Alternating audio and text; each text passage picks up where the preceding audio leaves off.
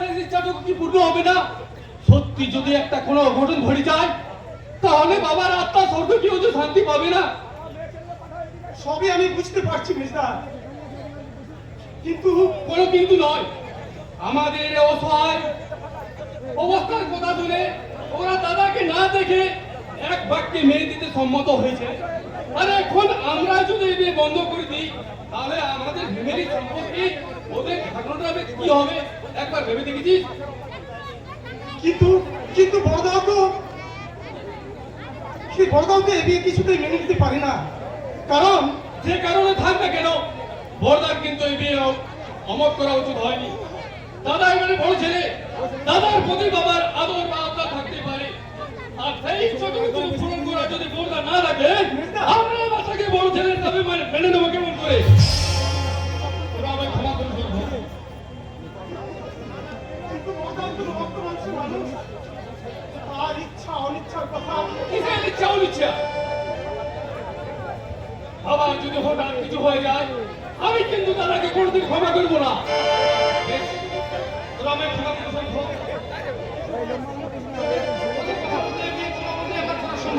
কেন সম্ভব নয় দাদা? তোমাকে মেনে নিতে হবে। মেজদা না বুঝতে পারলেও আমি কিন্তু সব বুঝতে পারছি বাবা। তবু আমি তোমার কাছে নির্ভয় হয়ে বলছি, মৃত্যু শয্যায় শুয়ে থাকা বাবার শেষ ইচ্ছে তুমি পূর্ণ করো। কেন বলবে না দাদা? তুমি শুধু একবার মত দাও, আমরা তোমার বিয়ের ব্যবস্থা করি। বিয়ের ব্যবস্থা সব কিছু ঠিক হয়ে আছে। সামনে শুভ লগ্নে আমরা দেবো, তোমরা কোনো মতে আমার পক্ষে বিয়ে করা সম্ভব নয়। কেন সম্ভব নয়?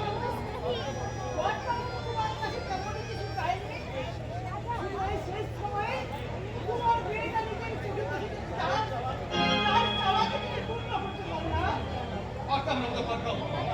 বাবার শেষ ইচ্ছা করতে পারতাম, কিন্তু এই মুহূর্তে আমি যে বড় নিরুপায়।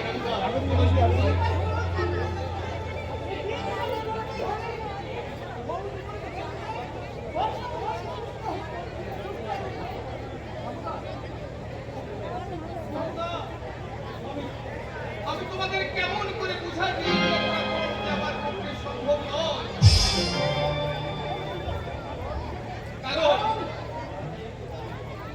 কারণ এই মুহূর্তে বকুলের সঙ্গে আমার কথাটা যদি বলি, তাহলে যদি বাবা আবার অসুস্থ হয়ে পড়ে, বাবা যদি কিছু একটা অঘটন ঘটে যায়, না না না না না না না, এ অসম্ভব। এ আমি কিছুতেই মেনে নিতে পারবো না। এই বিয়ে করা আমার পক্ষে সম্ভব নয়।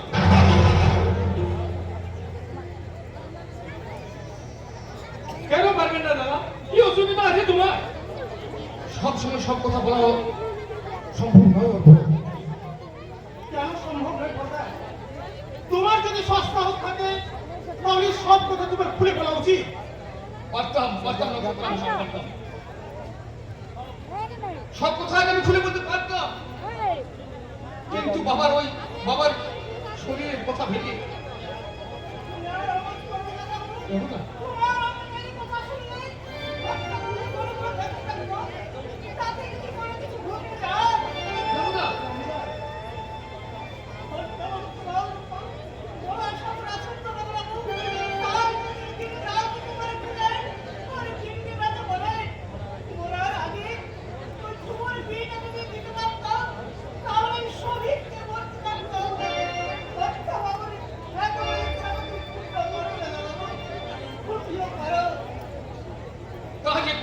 সম্ভব হয় না। কেন সম্ভব নয় ধ্রুব?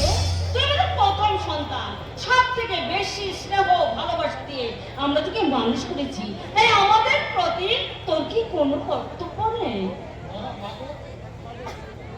তোমাদের কর্তব্য রক্ষায় আমি নিজেকে বলে দিতে পারি না, কিন্তু আমার সত্যকে আমি বলে দিতে পারি কি তোর সত্য? বলো, চুপ করে থেকো না। বলো বড়দা, বলো কোন সত্যকে সামনে রেখে তুমি এই বিয়েতে অমত করছো? সে কথা নাই শুনলে তুমি খুলে বলো। আমি জানি না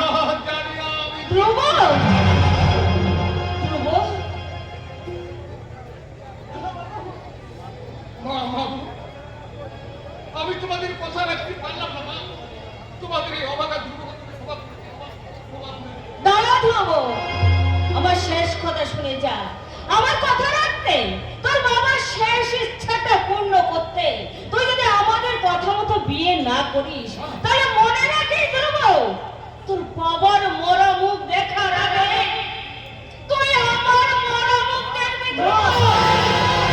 মরা মুখ দেখবি।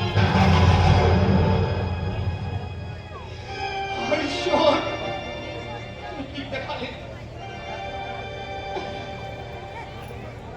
এই কথা শোনার আগে কেন আমার মৃত্যু দিয়ে নাও ঠাকুর, কেন কেন?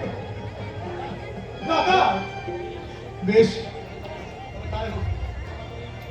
তোমাদের ইচ্ছার প্রকাশটি হোক এই দুর্বল জীবনের সত্য কর্তব্যের জানে ঢুকতে ঢুকতে বলতে দেখলাম।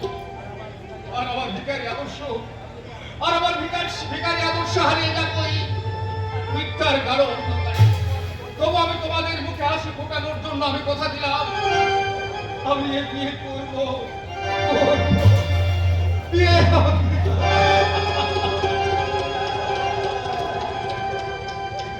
নক্ষত্র, রামুদা, দাদা যখন এই বিয়েতে মত দিয়েছে আর কোনো চিন্তা নেই। ঠিক বলেছো মেজা, ঠিক বলেছো। তবে বিয়ে নয়, আমার মনে হচ্ছে আমরা সবাই মিলে বড়দাকে আমরা ফাঁসি দিলাম।